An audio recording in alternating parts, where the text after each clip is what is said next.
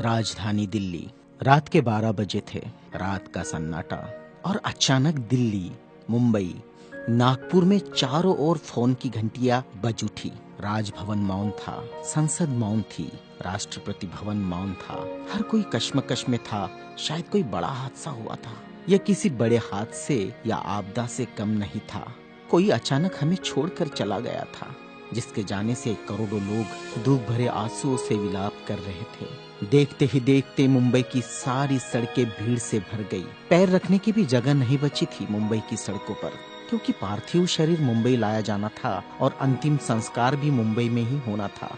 नागपुर, कानपुर, दिल्ली, चेन्नई, मद्रास, बेंगलोर, पुणे, नासिक और पूरे देश से मुंबई आने वाली रेलगाड़ियों और बसों में बैठने को जगह नहीं थी। सब जल्द से जल्द मुंबई पहुंचना चाहते थे और देखते ही देखते अरब सागर वाली मुंबई जनसागर से भर गई।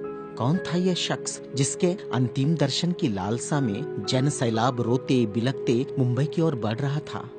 देश में यह पहला प्रसंग था जब बड़े बुजुर्ग छोटे छोटे बच्चों जैसे छाती पीट पीट कर रो रहे थे। महिलाएं आक्रोश कर रही थी और कह रही थी, मेरे पिता चले गए, अब कौन है हमारा यहाँ। चंदन की चिता पर जब उसे रखा गया तो लाखों दिल रुदन से जल रहे थे।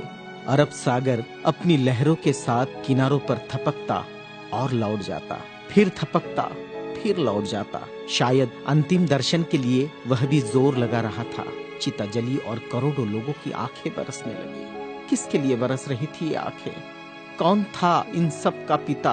किसकी जलती चिता को देखकर जल रहे थे करोड़ों दिलों के अग्निकुंड? कौन था यह जो छोड़ गया था इनके दिलों में आंधिया? कौन था वह जिसके नाम मात्र लेने से गरज उठती थी बिजलियां, मन से मस्तिष्क तक दौड़ जाता था ऊर्जा का प्रवाह? कौन था वह शख्स जिसने छीन लिए थे खाली कासे इनके हाथों से और थमा दी थी कलम लिखने के लिए एक नया इतिहास?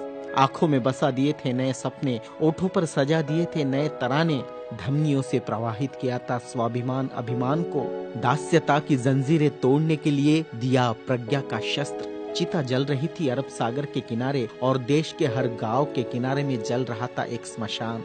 हर एक शख्स की आंखों में और दिल में भी, जो नहीं पहुंच सका था अरब सागर के किनारे, एक टक देख रहा था वह उसकी प्रतिमा या गांव के उस झंडे को जिसमें नीला चक्र लहरा रहा था। क्या बैठा था भूख प्यास भूल कर अपने समूह के साथ उस जगह जिसे वो बुद्ध विहार कहता था? क्यों गांव शहर में सारे समूह भूखे प्यासे बैठे थे उसकी चिता की आग ठंडी होने का इंतजार करते हुए? कौन सी आग थी जो वह लगाकर चला गया था?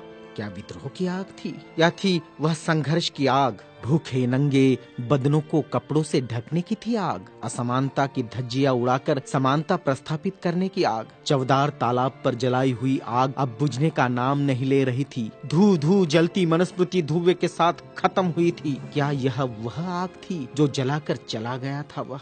सारे ज्ञानपीठ, स्कूल, कॉलेज मरुभूमि जैसे लग रहे थे। युवा युवतियों की कलकलाहट आज मौन थी। जिन्होंने हाथ में कलम थमाई, शिक्षा का महत्व समझाया, जीने का मकसद दिया, राष्ट्र प्रेम की ओतप्रोत भावना जगाई, वह युगंधर, वह प्रज्ञा सूर्य काल के कपाल से ढल गया था। जिस प्रज्ञा तेज ने चेहरे पर रोशनियां बखेरी थी, क्या वह अंधेरे में गुम हो रहा था? बड़ी अजीब कश्मकश थी। भारत का महान पत्रकार, अर्थशास्त्री, दूरदृष्टा क्या दृष्टि से ओझल हो जाएगा? सारे मिलों पर ऐसा लग रहा था जैसे हड़ताल चल रही हो। सुबह शाम आवाज देकर जगाने वाली धुआं भरी चिमनियां भी आज चुपचाप थी।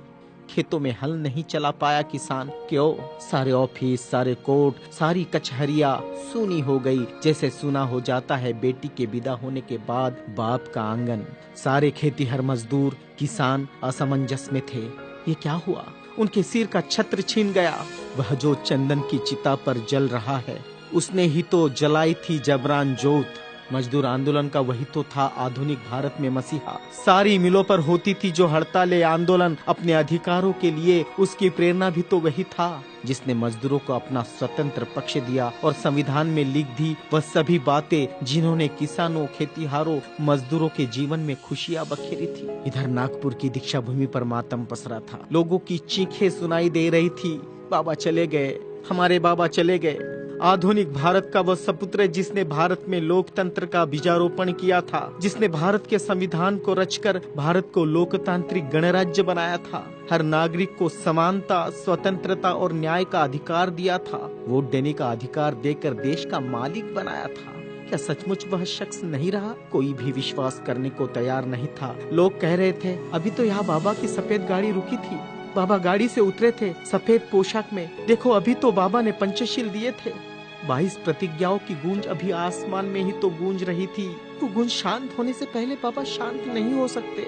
भारत के इतिहास ने नई करवट ली थी। जनसैलाब मुंबई की सड़कों पर बह रहा था। भारतीय संस्कृति में तुच्छ कहलाने वाली नारी, जिसे हिंदू कोड बिल का सहारा बाबा ने देना चाहा और फिर संविधान में उसके हक आरक्षित किए, ऐसी माँ बहनें लाखों की तादाद में स्मशान भूमि पर थी। यह भारतीय सड़ी गली धर्म परंपराओं के मुंह पर एक जोरदार तमाचा था, क्योंकि जिन महिलाओं को स्मशान जाने का अधिकार भी नहीं दिया, ऐसी 3 लाख महिलाएं बाबा के अंतिम दर्शन को पहुंची थी, जो अपने आप में एक विश्व विक्रम था। भारत का यह युगंधर, संविधान निर्माता, प्रज्ञा तेज, प्रज्ञा सूर्य, महासूर्य, कल्प पुरुष नव भारत को नवचेतना देकर चला गया, एक ऊर्जा स्रोत देकर, समानता, स्वतंत्रता, न्याय, बंधुता का पाठ पढ़ाकर।